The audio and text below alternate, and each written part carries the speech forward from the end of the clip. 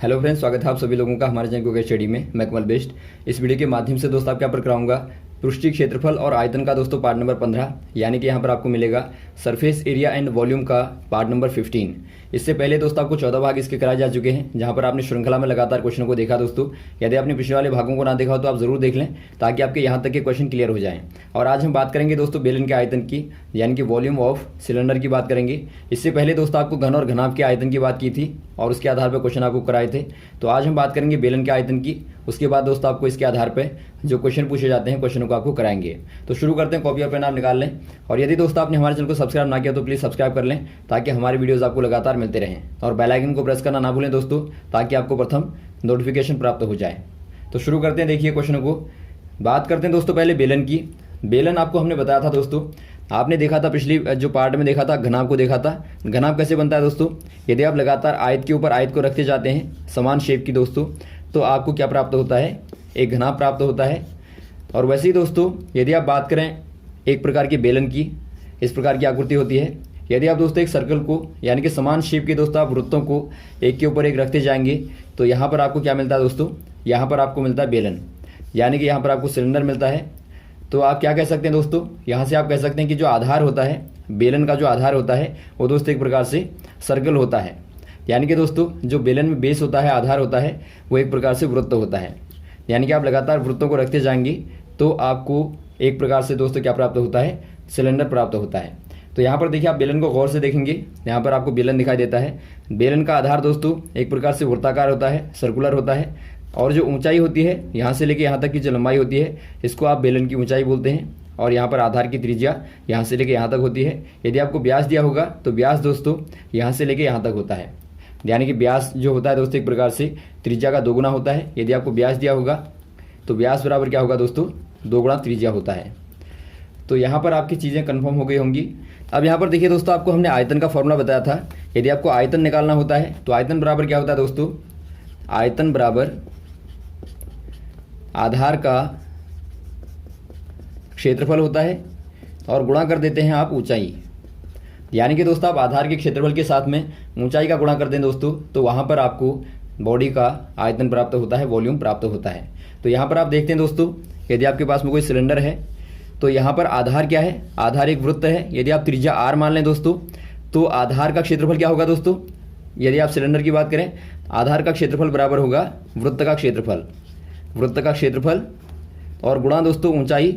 ऊंचाई आपने यहाँ से लेके यहाँ तक मान ली h, तो यहाँ पर आप ऊंचाई कर देंगे तो क्या हो जाएगा दोस्तों? यहाँ से वृत्त का क्षेत्रफल होता है, आपको मालूम होगा सर्कल का जो एरिया होता है, जो वृत्त का क्षेत्रफल होता है, वो होता है पाई आर स्क्वायर होता है। और गुणा दोस्तों आप कर देंगे ऊंचाई को h। तो यहाँ से आप देखते हैं दोस्तों, जो आयतन होता है, यानी कि जो बेलन का आयतन होता है दोस्तों, वो होता है पाई आर स्क्वायर h। तो यहाँ से आप याद रखेंगे, यदि आपको वॉल्यूम पूछा जाए सिलेंडर का तो आप कह देंगे पाई आर स्क्वायर h, जहाँ पर r क्या है दोस्तों? बेलन की त्रिज्या है, आधार की त्रिज्या, और जो ऊंचाई है वो दोस्तों h है। तो यहाँ पर आप दोनों को याद रखेंगे। और पाई का मान आप जानते हैं दोस्तों 22/7 होता है, या फिर आप कहें 3.14 होता है। तो यहाँ से आप निकालेंगे सारे क्वेश्चनों को। तो इसी के आधार पर यहाँ पर क्वेश्चन आपको पूछे जाएंगे दोस्तों। तो क्वेश्चन को करते हैं आराम से, आप देखें। तो यहाँ पर देखिए दोस्तों, आप आयतन के फॉर्मूले को याद रखेंगे, यहाँ पर लिखा है। अब बात करते हैं क्वेश्चनों की। पहला क्वेश्चन आपको दिखाई देता है दोस्तों, किसी मंदिर के खंभे बेलनाकार हैं। यदि प्रत्येक खंभे का आधार 20 सेंटीमीटर त्रिज्या का वृत्तीय क्षेत्र है और ऊंचाई 10 मीटर है, तो ऐसे 14 खंभे बनाने में कितने कंक्रीट मिश्रण की आवश्यकता होगी? दोस्तों यहाँ पर देखिए, कोई मंदिर का खंभा है जो कि कैसा है दोस्तों?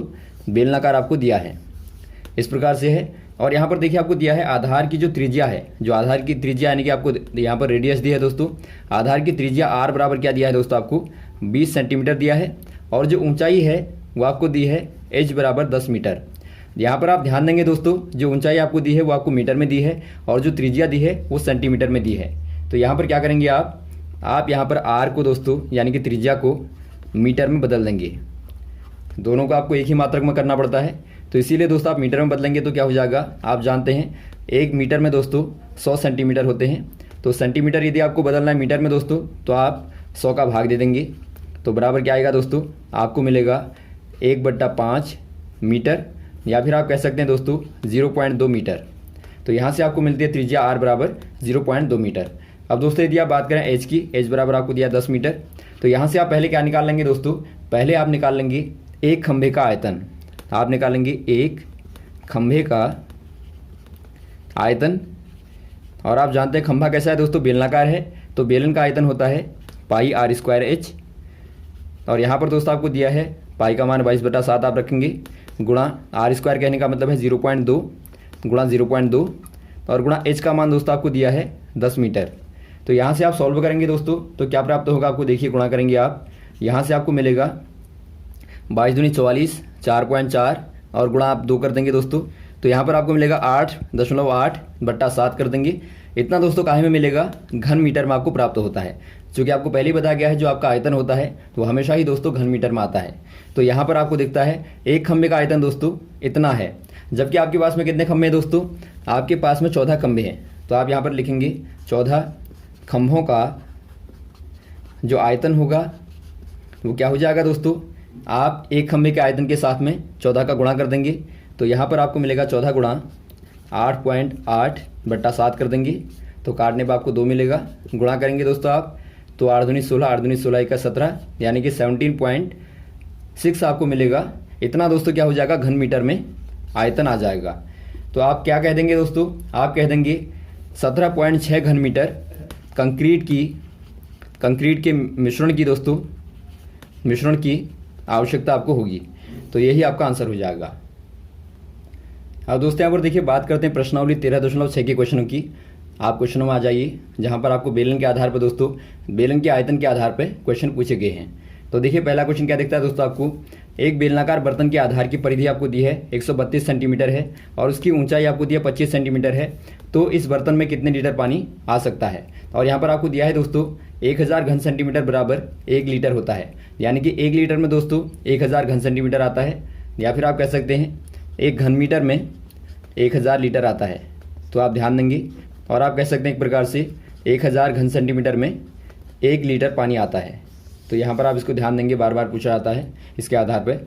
अब यहाँ पर देखिए दोस्तों पहला काम क्या करेंगे, आप बेलनाकार जो बर्तन आपको दिया है उसका आप आयतन निकालेंगे, यानी कि उसकी आप धारिता निकालेंगे दोस्तों।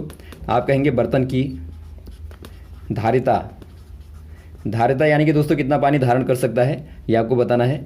धारिता बराबर क्या होगा दोस्तों, बराबर आयतन होता है, और आयतन आपको मालूम है पाई आर स्क्वायर एच होता है। तो पहले आप आर और एच को निकालेंगे, उसके बाद आप क्वेश्चन को करेंगे।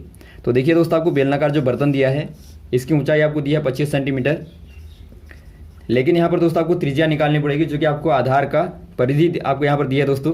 तो आधार की जो परिधि है आपको दी है दोस्तों, परिधि बराबर 132 सेंटीमीटर। और आप जानते हैं दोस्तों परिधि क्या है दोस्तों, यदि आपका आधार वृत्ताकार है तो परिधि बराबर आपका होगा 2πr।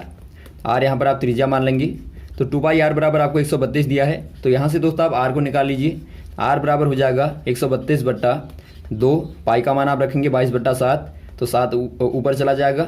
तो काटने पे दोस्तों यहाँ पर क्या मिलेगा आपको, 22 या 66, 7 या 21, यहाँ पर आपको मिलता है 21 सेंटीमीटर त्रिज्या दोस्तों प्राप्त होती है। तो यहाँ पर देखिए दोस्तों आपको त्रिज्या प्राप्त हो गई, और आपको यहाँ पर ऊंचाई भी आपको मालूम है एच बराबर आपका 25 सेंटीमीटर है। तो यहाँ से आप निकाल लेंगे आयतन को, तो आप आयतन निकालेंगे बर्तन का, बर्तन की धारिता बराबर क्या हो जाएगा दोस्तों, पाई आर स्क्वायर एच हो जाएगा। तो यहाँ से आप निकालेंगे तो आपका 22/7 गुणा आर स्क्वायर के स्थान पर आप रखेंगे 21 गुणा 21 कर देंगे आप, और गुणा दोस्तों एच का मान रख देंगे आप 25 आप करेंगे।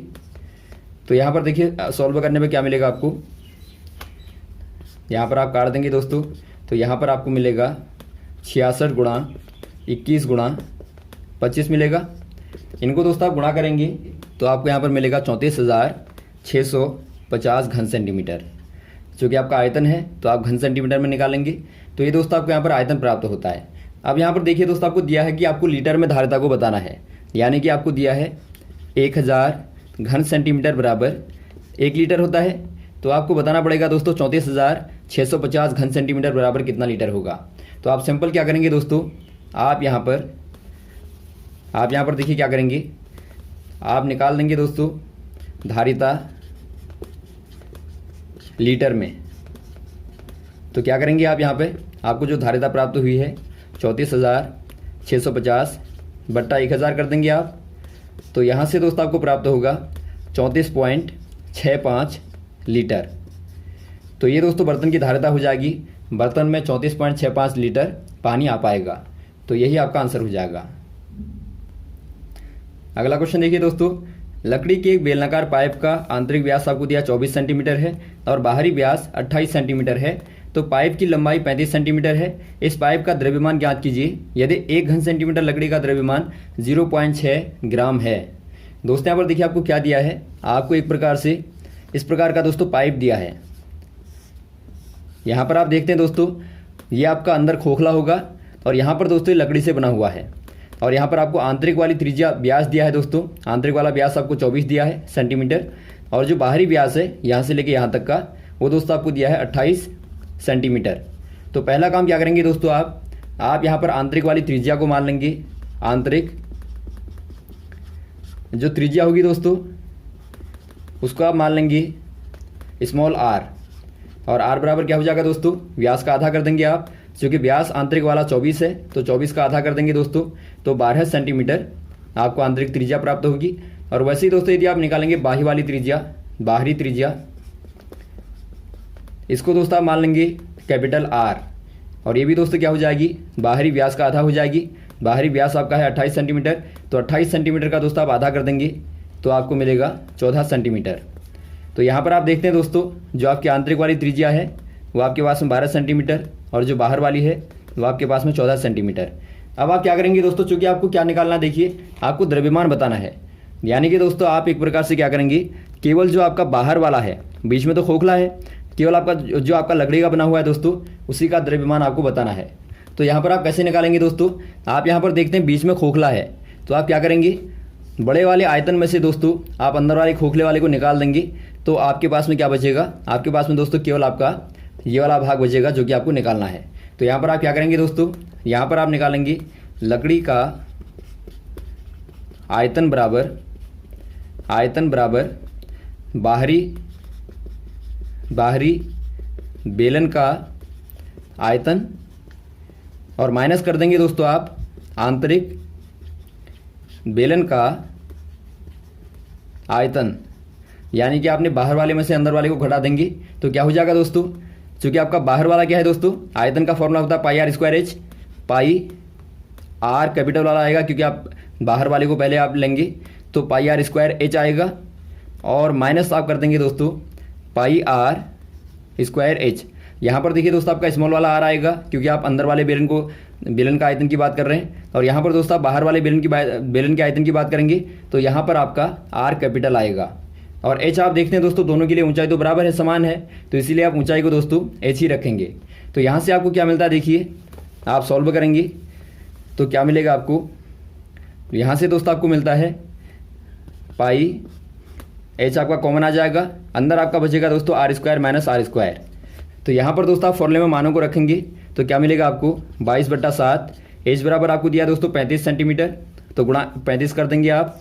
अंदर आप मानों को रखेंगे, आपको मिला है दोस्तों जो कैपिटल आर है 14 मिला है, तो 14 का वर्ग कर देंगे और माइनस जो आपका स्मॉल वाला आर है दोस्तों वो आपको मिला है 12 है, तो 12 का स्क्वायर कर देंगे तो क्या मिलेगा आपको 7 पंजे 35, यहाँ पर 35 था 35 था तो 5 आ जाएगा। यहाँ पे 5 गुणा 22 करेंगे दोस्तों 0 11 और अंदर आपका आएगा 14 का वर्ग दोस्तों क्या होता है 196 होता है और माइनस 12 का वर्ग होता है 144।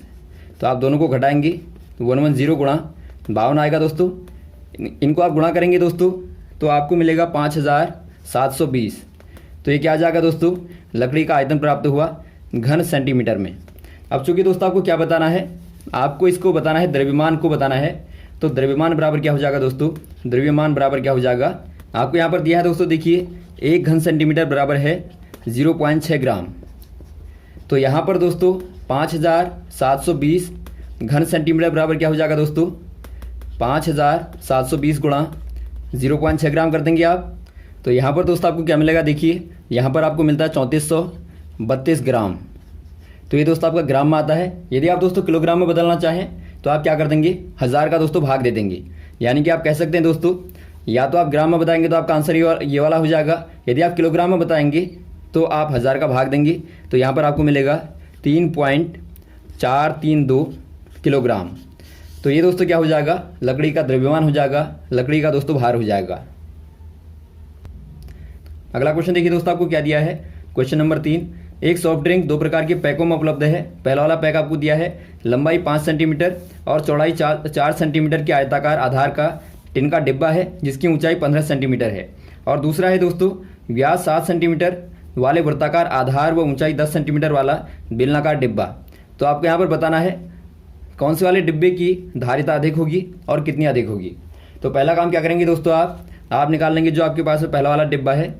जो पहला वाला डिब्बा है दोस्तों, यानी कि आपके पास में जो घनाभाकार डिब्बा है, घनाभाकार डिब्बे का आयतन। क्योंकि दोस्तों यहाँ पर देखिए आपको क्या दिया है, आपको आधार आयत दिया है और ऊंचाई दिया है। तो आयत आधार होने पर दोस्तों ऊंचाई होने पर ये आपको घनाभ ही देता है। तो आपको याद रखना है यहाँ पर दोस्तों आपके पास में घनाभ बनेगा। तो घनाभ का आयतन क्या हो जाएगा दोस्तों, घनाभ का आयतन होता है लंबाई गुणा चौड़ाई गुणा ऊंचाई। तो यहाँ पर आप मानों को रखेंगे तो 5 गुणा 4 गुणा 15 हो जाएगा। गुणा करने पर दोस्तों आपको देगा 5 को 20 और गुणा 15 करेंगे तो आपका 300 घन सेंटीमीटर। और वैसे ही दोस्तों आप सेकंड वाले डिब्बे का निकालेंगे, बेलनाकार डिब्बे का आयतन आप निकालेंगे। तो बेलन का आयतन क्या होता है, पाई आर स्क्वायर एच होता है। तो यहाँ से आप मान रखेंगे दोस्तों 22/7 गुणा आर। देखिए दोस्तों आपको व्यास चुके 7 सेंटीमीटर दिया है तो यहाँ से आपका त्रिज्या हो जाएगी 7/2 गुणा 7/2 करेंगे। और गुणा एच आपको दिया है दोस्तों 10 सेंटीमीटर। तो यहाँ से आप निकालेंगे तो आपको प्राप्त होगा दोस्तों 385 घन सेंटीमीटर। क्लियर। आप देखते हैं दोस्तों यहाँ पर जो बेलनाकार डिब्बा होगा उसका आयतन ज़्यादा है। यहाँ पर देखिए आपने दोनों का देखा, पहले वाले डिब्बे का था दोस्तों आपका 300 घन सेंटीमीटर और दूसरे वाले का है 385 घन सेंटीमीटर। तो यहाँ पर आप कह देंगे बेलनाकार डिब्बे का आयतन अधिक होगा दोस्तों। और यहाँ पर आपको पूछा गया है कितना अधिक होगा, तो आप निकाल देंगे 385 माइनस 300 करेंगे दोस्तों। तो यहाँ पर आपको मिलेगा 85 घन सेंटीमीटर अधिक होगा। तो यही आपका आंसर हो जाएगा। तो यहाँ तक दोस्तों आप क्वेश्चन को क्लियर करें, इसके बाद आपको नेक्स्ट वाले पार्ट में क्वेश्चन को कराएंगे। Okay, thanks. जय हिंद, जय भारत।